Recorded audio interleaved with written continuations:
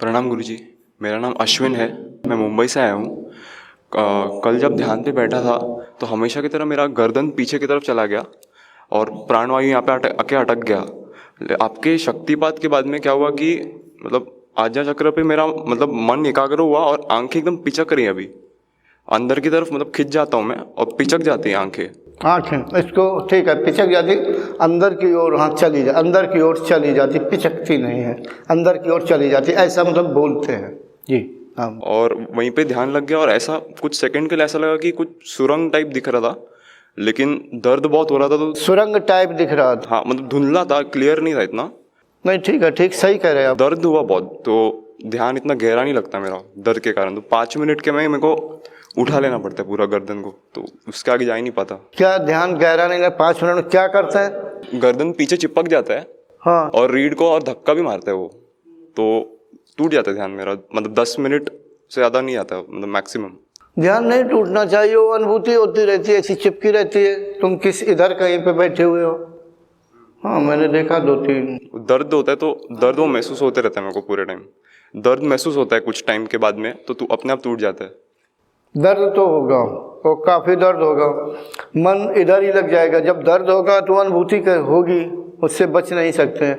मगर आप उसी अवस्था में बने रहिए, और ये मतलब जो भी आपका इष्ट है, मन को यहीं पर आज्ञा चक्र को तो ध्यान ही नहीं होता, क्योंकि सारा मतलब पीछे की ओर सिरे पीठ से चिपका होता है ये, और नीचे से प्राण ऊपर को दबाव मारता है, ये नाड़ियाँ भी खिंचती हैं इससे।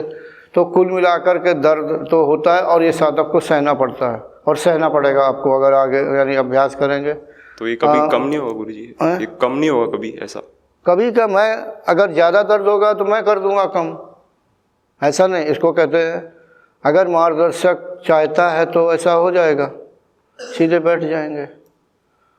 लेकिन जितना हो सके कष्ट सह लो। कष्ट सहने से आपके जो अंतःकरण में संस्कार ऐसे पड़े हुए थोड़े कम हो जाएंगे। हाँ, ऐसा भी होता है जब मार्गदर्शक सामने होता है, अब तो आप भी चले जाएंगे, मैं भी चला जाऊंगा, कहने को अलग। जब मार्गदर्शक आमने सामने रहता है और कष्ट ऐसा ज़्यादा होता है तो मार्गदर्शक खुद ही ठीक कर देता। रायवाला में मैंने एक ऐसे ही साधक को ठीक करना पड़ा, हालांकि उसने कुछ नहीं कहा, वो चुपचाप ध्यान कर रहा था। वो कुरुक्षेत्र का था, हालांकि अभी आया नहीं है। तो गर्दन उसकी फूल रही थी, प्राण इतना भर गया कि फूल के चौड़ी हो गई। मैंने देखा, जबकि शक्तिपात अगल बगल में कर रहा था साथ को, जैसे देखी कि गर्दन उसकी बुरी तरह से फूल रही है तो मुझे भी थोड़ा दुख सा हुआ, कष्ट सह रहा। तो मैंने विशेष क्रिया कि शक्तिपात करके कि उसका प्राण है तो थोड़ा नीचे उतर जाए, कष्ट का।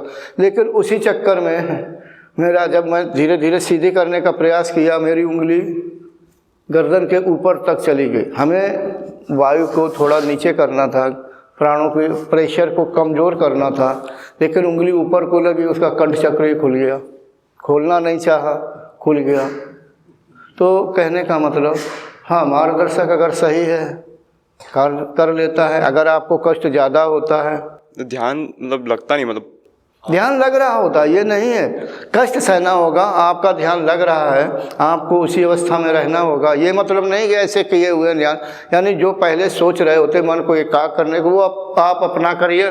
शरीर को ऐसा होना पड़ेगा, वो प्राणों के कारण होता। थोड़ा कष्ट सही है, अगर आपको बहुत ज़्यादा होता है तो आप पहले कहते तो मैं, आप ध्यान कर रहे तो मैं कम कर देता, यानी कष्ट भी कम हो जाता और सीधा हो जाता। किस शहर से हैं आप? मैं मुंबई से, न्यू मुंबई।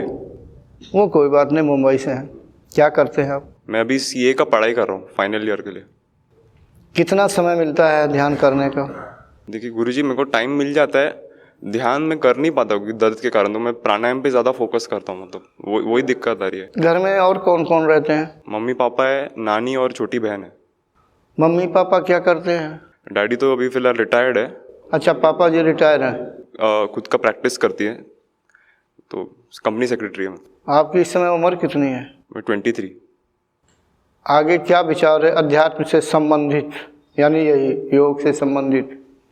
इसमें ही लगे रहना है, मतलब लगे रहना। जितना हो सके ये भी एक पार्ट रहेगा। मतलब भाई आप कितने हैं? भाई नहीं है अभी। अकेले भाई हैं? मम्मी पापा ने मना नहीं किया कि कहाँ जा रहे, पुणे में क्या करने जा रहे, योगी बनना है, बाबा बनना है क्या? वो बोलते हैं, लेकिन बोला देखते हैं अभी क्या होगा। कुछ बताया नहीं उनको तो ऐसा। अगर उन्होंने कह दिया कि बंद कर दूं कि नहीं मत जाओ कहीं भी, मेरा नहीं, कहीं भी किसी संत पुरुष के पास, मम्मी पापा तो कभी मना नहीं करेंगे। अच्छा मना नहीं करेगा? अच्छा मना नहीं, लेकिन वो लोग बोलते हैं ऐसा कि क्या कर रहा है, क्या बोलते हैं? कि तू क्या कर रहा है अभी, मतलब ठीक है पढ़ाई भी कर ये भी कर, मतलब लेकिन बैलेंस रख बराबर, ऐसा उतना ही कहते हैं मतलब। नहीं फिर तो बहुत अच्छी बात कर रहे हैं। मैं भी यही कहूँगा, देखो यही उम्र पढ़ाई करने की है, पहले आप पढ़ाई पर ध्यान दीजिए और हल्का फुल्का ध्यान करते रहिए। आप एक अच्छे साधक हैं। यहाँ कब तक हैं आप शिविर में? यानी बम्बई कब जाने वाले हैं? संडे, मतलब कभी संडे को निकल जाऊंगा मैं, अगर सके शाम तक भी रह जाऊंगा। अच्छा कल कहते, तूने संडे कह दिया, मैं सोचने लगा दिन कौन में भूल गया। कितने बजे निकलेंगे? जब भी है, मतलब वैसे मैं रुक सकता हूँ, वैसे कोई इशू नहीं है मतलब। नहीं, मैंने रुकने को नहीं कहा। हाँ मुझे पता है कि बम्बई के लिए तो बसें और ट्रेन तो हैं ही, लोकल है। शाम तक भी सुबह रुक सकता ध्यान हूँ। होगा और थोड़ा हमें बता देना, मैं दर्द कम कर दूंगा। ठीक है, साधना करते रहिए, अच्छी साधना होगी। और कभी अगर शिविर तुम्हारे मम्मी पापा अलाउ करें, हाँ शिविर उधर ऋषिकेश माने का, आ जाइए, मुझे याद दिला दीजिए, मगर ये सोच के आइए कि मैं भविष्य में ध्यान करता रहूँगा और कभी छोड़ूंगा नहीं। ठीक है? छोड़ूंगा नहीं गुरुजी कभी भी। हाँ धन्यवाद गुरुजी।